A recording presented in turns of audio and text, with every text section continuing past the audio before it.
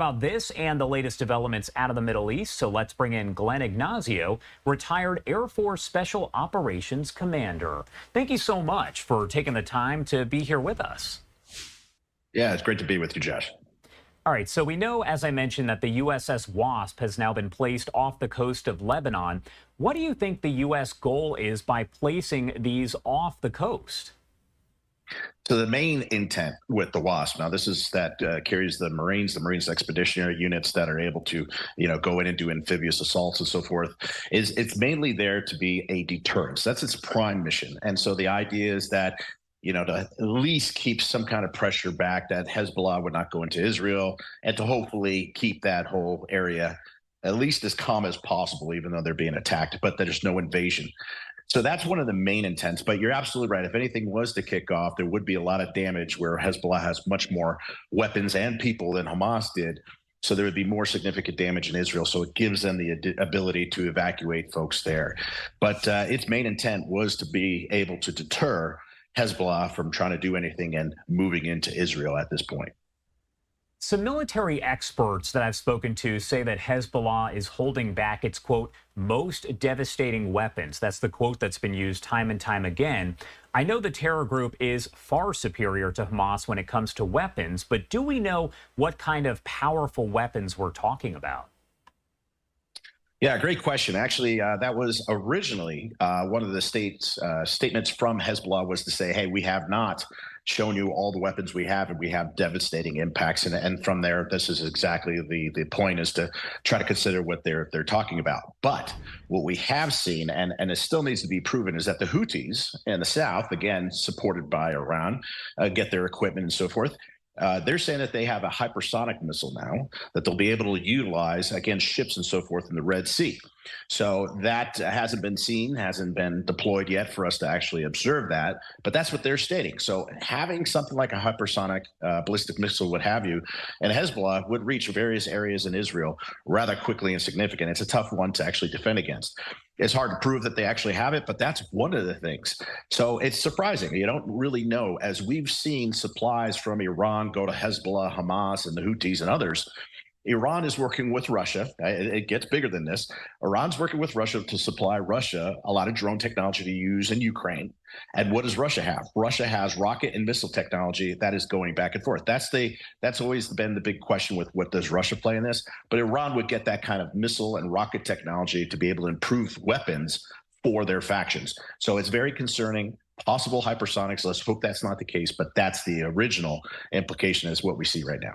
For sure. And Israel's defense minister, Yoav Gallant, saying that Israel is preparing for a possible war, but they are not looking for a war. They're instead looking for what he says is a diplomatic solution. So my question for you, what diplomatic solution would even be possible at this point?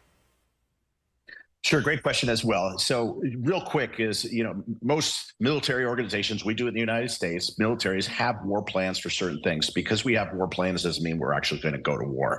So that's just one thing. But again, with Hezbollah attacking, Israel has that plan. So that's that first part. But as far as a diplomatic solution, what would happen is right now there's been tens of thousands of Israelis in the northern areas that have actually had to evacuate since the beginning of the conflict back in October. So since then, they've been living in other places of Israel, and there hasn't been an occupation in that area. So tens of thousands have been moved. So to be able to have a diplomatic situation would be a ceasefire, that they're going to be in agreement, that there's no attacks back and forth, and be able to get those individuals back into their homes. So it's been a while. The other interesting part that a lot of people don't know is that there's 10,000 UN troops in Lebanon itself, right on the border, that have been supposedly to keep peace and to keep Hezbollah at bay and to make sure that these attacks that started the day after the Hamas attack would not occur and would not continue.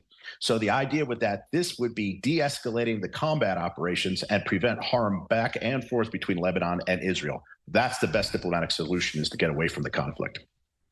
And the U.S. has now joined many countries around the world who are calling for their residents, their civilians, to essentially evacuate Lebanon. They're also saying if you are planning to go there, don't go there.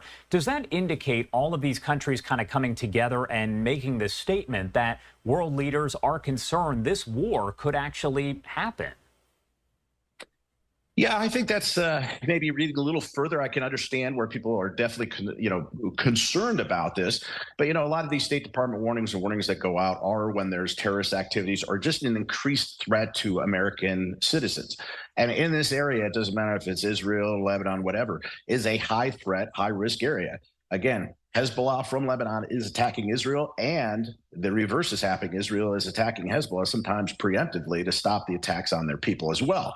So it's a combat area, it's a combat operations. And the reason why we don't want citizens there is that if something was to kick off, the U.S. does have the responsibility and the effort to try to get U.S. personnel and citizens out. So the best thing is to make sure people aren't there in case something kicks off. So it's a preemptive thing. We've seen it around the world. I wouldn't say that that's a tipping of saying that there's something that's going to happen. But honestly, it's the best thing in the security and safety of U.S. citizens that would think about traveling there. We were talking a little bit about the Gaza aid pier that was constructed by the U.S. It's had, I would say, just a few issues. It's now being taken down and may not come back. Did it accomplish its mission in any way? Well, it's interesting is that what was its actual intent? I mean, if the intent was to bring in some kind of supplies and aid, well, yes, it was successful because it did bring aid in a significant amount. The intent was that this was going to be there for a long period of time, and it hasn't. So in over a month or so, it's not been used about half the time. The other thing is the aid is stacking up on the shore there and in certain security areas because it's not being distributed because of safety concerns of the UN workers being attacked and so forth. So right now, if we bring in more aid, it's just going to sit there. Is that going to go bad? But back to the pier itself. The pier hasn't sustained, it just hasn't really had the best survivability in these sea states and has caused a lot of damage to the pier, and it's been taken apart a couple of times. The more concerning thing about this pier is that this is one of these items. They're supposed to be used in the South China Sea if anything was to kick off in the Indo-Pacific area. And we're seeing that it doesn't really work well in a sea state that's really not that major. So it has done some aspects of it, but what the long-term goal and objective was, I don't think it's done that. But who knows what they're actually stated as an objective of success.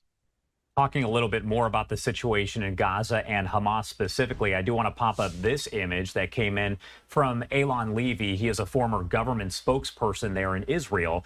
And during the operation in Rafah, the IDF does say that it found a children's game that's called Snakes and Ladders that's aimed at teaching children about key targets for terrorist attacks on Israeli cities. Is that in any way surprising when you hear something like this was found, but also overall exists?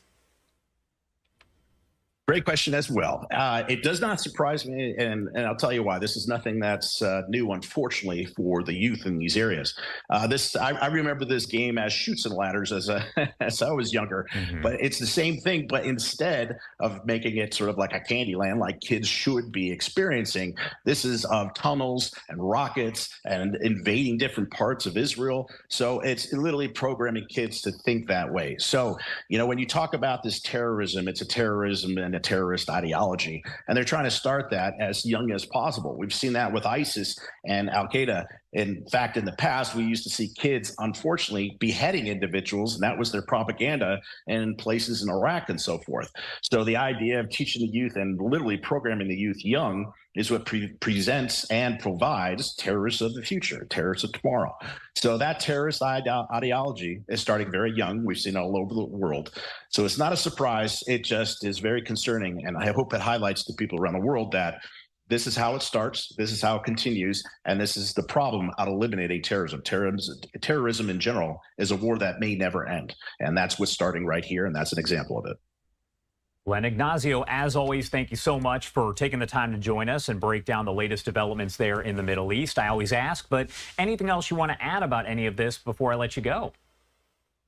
No, I think that's it. You got some great questions, Josh. The biggest thing is to watch the stability in that region and what happens and see what we do to keep things at bay. So I appreciate your time this morning as well. Thank you so much. We always appreciate having you here.